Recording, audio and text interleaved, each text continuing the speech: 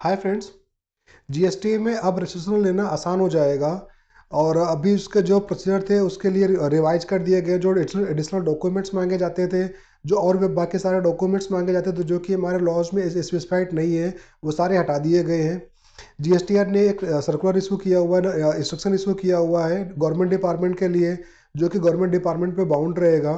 तो उस इंस्ट्रक्शन में क्या क्या चीज़ें दी हुई है, क्या क्या हुआ है, वो मैं कंप्लीटली बताऊंगा आज। और अभी कल की डेट में 17 अप्रैल 2025 को ये इंस्ट्रक्शन आया हुआ है। और इंस्ट्रक्शन नंबर है 03/205 03/2025। ये इंस्ट्रक्शन है जो कि लागू होगा गवर्नमेंट डिपार्टमेंट के ऊपर, जो वहाँ पे उनके ऑफिसर्स बैठे हुए हैं। और गवर्नमेंट ऑफ इंडिया को बहुत सारे रिपोर्टेशन सबमिट किए गए थे कि जी जब सबमिशन होता है, जब जीएसटी के लिए हम अप्लाई करते हैं तो उसमें बहुत सारे ऐसे डॉक्यूमेंट्स मांगे जाते हैं जो कि कहीं पे भी लॉ में मेंशन नहीं किए गए हैं। वो एडिशनल डॉक्यूमेंट्स मांगे जाते हैं, तो वो चीज़ें गलत है, जो कि लीगली इसको जस्टिफाई करना चाहिए था। तो उस चीज़ को लिए स्मूथ करने के लिए गवर्नमेंट ऑफ इंडिया ने, जीएसटी डिपार्टमेंट ने एक इंस्ट्रक्शन इशू किया हुआ है। और अपने डिपार्टमेंट के लिए इशू किया हुआ है कि जो डॉक्यूमेंट्स लॉ में स्पेसिफाइड किए गए हैं आप वही डॉक्यूमेंट्स मांग सकते हो, बाकी और कोई डॉक्यूमेंट्स नहीं मांग सकते हो।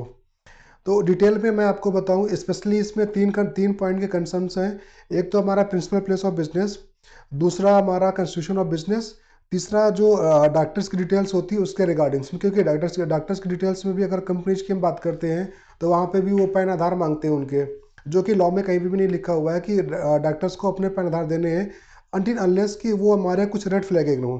क्योंकि अभी रेड फ्लैगिंग भी चल रहा है। अगर वो नहीं है तो वो डॉक्यूमेंट्स नहीं मांग सकते। जो डॉक्यूमेंट इंस्ट्रक्शन में स्पेसिफाइड किए गए हैं उसके लिए मैं आपको बता देता हूँ। सबसे पहले तो प्रिंसिपल प्लेस ऑफ बिजनेस के लिए है। अगर आपके ये principal place of business owned है, आपके खुद के नाम पे है या कंपनी के नाम पे है, तो उस केस में आपको प्रॉपर्टी टैक्स रिसीट, म्युनिसिपल खाता या फिर बिजली का बिल देना रहेगा। इतना आपके लिए सफिशियंट रहेगा। इसमें से कोई भी एक डॉक्यूमेंट देना है, वाटर बिल भी दे सकते हैं। इसके अलावा और बाकी कोई डॉक्यूमेंट्स आपसे नहीं मांगा जाएगा। और ऑफिसर्स आपसे फिजिकल डॉक्यूमेंट्स नहीं मांग सकते। जीएसटी में फिजिकल डॉक्यूमेंट्स वैसे भी नहीं चलता, इसलिए वो भी डॉक्यूमेंट्स वो नहीं मांग सकते। अगर आपके प्रीमिसेस रेंट पे है तो जो बेसिक डॉक्यूमेंट्स है, प्रॉपर्टी टैक्स रिसीट, म्युनिसिपल खाता कॉपी, बिजली का बिल या फिर वाटर बिल, इसके साथ में आपका रेंट एग्रीमेंट लगेगा। इसके अलावा बाकी और कोई डॉक्यूमेंट्स नहीं मांगेंगे। जो डॉक्यूमेंट्स और फोटोग्राफ वगैरह मांगते हैं कि प्रीमिसेस के लिए या फिर जो आपके लैंड लॉर्ड है उनके उनके फोटोग्राफ्स होते हैं लेसर के, वो चीज़ें डॉक्यूमेंट्स वो नहीं मांग सकते। अगर हमारा लीज एग्रीमेंट रजिस्टर्ड नहीं है तो उस केस में फिर आपके जो आपका अनरजिस्टर्ड लीज एग्रीमेंट है वो, प्लस बिजली का बिल, पानी का बिल या फिर जो आपके म्युनिसिपल खाता है वो चीज़ें चलेगी। उसमें से कोई ना कोई एक डॉक्यूमेंट चाहिए होगा, सारे डॉक्यूमेंट नहीं चाहते। जो प्रॉपर्टी टैक्स रिसीट, म्युनिसिपल खाता copy, electricity bill, water bill, इसमें से कोई एक चाहिए होता है, सारे कॉपी नहीं चाहिए होती है अलॉन्ग विथ हमारे एग्रीमेंट्स। और अगर हमारा कोई भी इसमें से कवर नहीं है तो फिर जिस लाइक आपका ओन्ड भी नहीं है, रेंटेड भी नहीं है, तो उस केस में आपका कंसेंट लगेगा। कंसेंट बेसिकली होता क्या है कि जो भी पर्सन जिसका भी एड्रेस है वो अपना कंसेंट दे रहा है आपके अपने अपने अपने एड्रेस पे आपको जीएसटी लेने के लिए। उस केस में एक प्लेन पेपर पे कंसेंट लगेगा। डिपार्टमेंट वाले क्या करते हैं, कंसेंट के लिए भी नोटराइज मांगते हैं कि आप नोटराइज कंसेंट हमें दो। तो वो आपको नोटराइज नहीं करवाना है, प्लेन कंसेंट चलेगा। प्लेन कंसेंट ही देना है, प्लेन पेपर पे साइन करके। चीज़ें क्लियरली मेंशन होनी चाहिए, अप्लीकेंट का, ओनर का, एड्रेस का डिटेल्स, बाकी सारी चीज़ें कंप्लीट होनी चाहिए, बट वो प्लेन पेपर पे ही रहेगा। अगर आपका शेयर, आपका आपका जो ऑफिस है, जो आपका प्रिंसिपल प्लेस ऑफ बिजनेस है, वो अगर शेयर्ड है, तो जो आपकी शेयर्ड की एग्रीमेंट बनेगा कॉपी, वो plus electricity bill, water bill या फिर म्युनिसिपल खाता, प्रॉपर्टी टैक्स, इसमें से कोई एक डॉक्यूमेंट्स आपको लगाना पड़ेगा जिसके साथ में। और इसके नेक्स्ट में है कि अगर हमारा लीज एग्रीमेंट अवेलेबल नहीं है, लीज हुआ है बट एग्रीमेंट अवेलेबल नहीं है, तो उस केस में आपको एफिडेविट लगाना है along with any one of the primary documents like आपका water bill, electricity bill, property tax receipt या खाता कॉपी, म्युनिसिपल खाता कॉपी, उसमें से कोई ना कोई एक डॉक्यूमेंट्स आपको लगाना पड़ेगा। और अगर आपका रेंट एग्रीमेंट अवेलेबल नहीं है तो आपको एफिडेविट के साथ में सारे डॉक्यूमेंट्स लगाना रहेगा। अगर आपका principal place of business SEZ में लोकेटेड है तो आपको एड्रेस प्रूफ में वो लगाना पड़ेगा जो गवर्नमेंटल डिपार्टमेंट ने उस एसईजेड को सर्टिफाई करने के लिए इशू किया हुआ है। उस एड्रेस को उस वो डॉक्यूमेंट्स लगेगा। कॉन्स्टिट्यूशन ऑफ बिजनेस में बेसिकली क्या होता है कि हमारे लेट सपोज अगर हम बात करते हैं कि पार्टनरशिप में दो तरीके की होती है। एक होती है रजिस्टर्ड पार्टनरशिप, एक होती है हमारी अनरजिस्टर्ड पार्टनरशिप। तो रजिस्टर्ड पार्टनरशिप के केस में तुम्हारे पास रजिस्टर्ड होते हैं, बट अनरजिस्टर्ड केस में सिर्फ और सिर्फ डीड होती है। तो उसको भी एक्सेप्ट किया जाएगा। कहीं ना कहीं उन्होंने क्लैरिफिकेशन मांगते थे कि आपकी पार्टनरशिप डीड रजिस्टर्ड होनी चाहिए, तो उसकी कोई ज़रूरत नहीं है। और जो आपकी सोसाइटी ट्रस्ट होती है तो उसकी जो डीड बनती है वो डीड सफिशिएंट रहेगी कंस्टिट्यूशन ऑफ बिजनेस के लिए।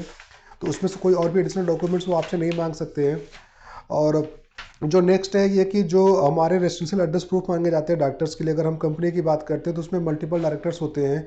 तो उनके उनके अपने रेजिडेंशियल एड्रेस प्रूफ मांगे जाते हैं। कभी इसलिए कि विदाउट एनी रीजन मांगे जाते हैं, कभी इसलिए कि लेट सपोज कि आप यूपी में बैठे हुए, आपको दिल्ली में रजिस्ट्रेशन चाहिए या कर्नाटका में चाहिए, महाराष्ट्र में चाहिए, तो उस केस में भी मांगते हैं कि जी आपके जो डायरेक्टर्स है वो अदर स्टेट में है, तो उनके रेजिडेंशियल एड्रेस में दो उसका आधार कार्ड, पैन कार्ड, फोटो। तो वो चीज़ें आपको नहीं देनी है, वो चीज़ें उसकी रिक्वायरमेंट नहीं है। ये रजिस्ट्रेशन डिपार्टमेंट ने क्लैरिफाई कर दिया है। और जो आपकी एप्लीकेशन रहेगी, जो आपकी जो स्टार्टिंग का टाइम था 7 दिन का टाइम था, अभी तो बहुत डिले होता है रजिस्ट्रेशन को अप्रूव करने के लिए। तो जो स्टार्टिंग में टाइम उनका 7 दिन का था, 7 दिन के अंदर ही एप्लीकेशन प्रोसेस होगी। और उस 7 दिन में अगर आपके सारे डॉक्यूमेंट्स फाइन है, सारी चीज़ें आपने अटैच कर रखी, सारे डॉक्यूमेंट आपके एलिजिबल है, तो आपको 7 दिन में वो आपको ऑर्डर उनको पास करेंगे अप्रूव करने के लिए।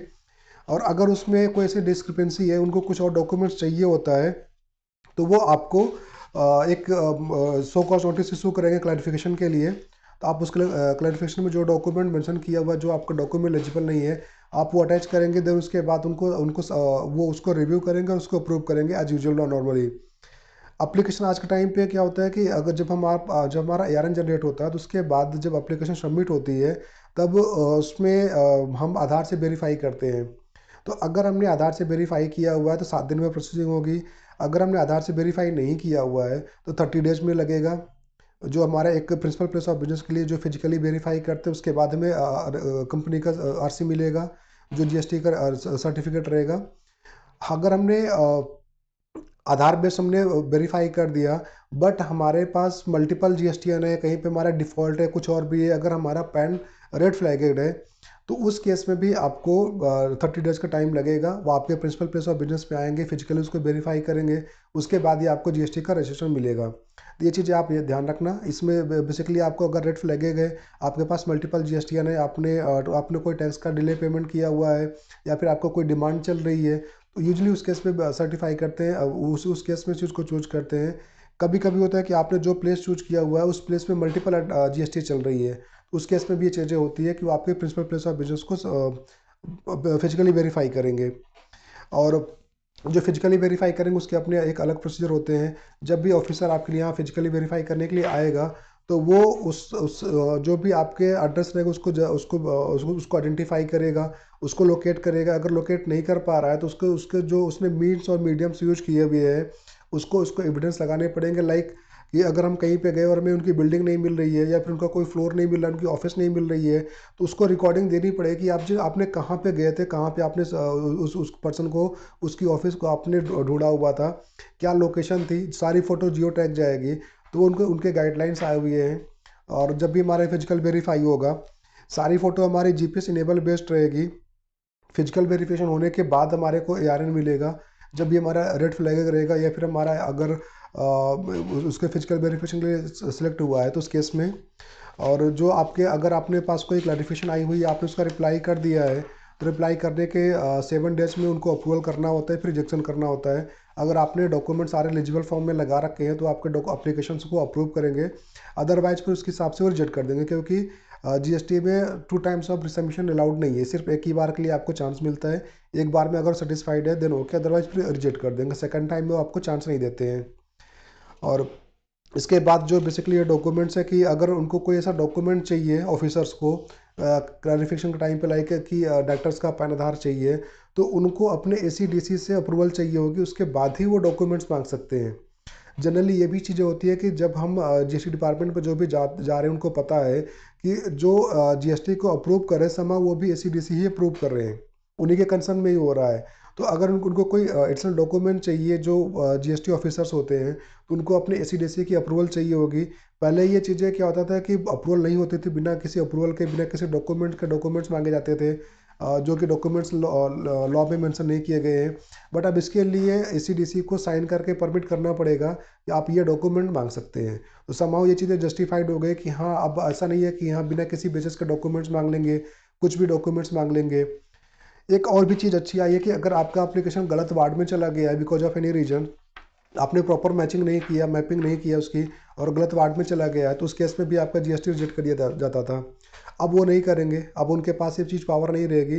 बट आपका अगर गलत डिपार्टमेंट में चला गया, गलत वार्ड में चला गया है, तो उसको रीलोकेट करके आपके जो करेक्ट जुरिडिक्शन रहेगी उनको वहाँ पे ट्रांसफ़र करना रहेगा।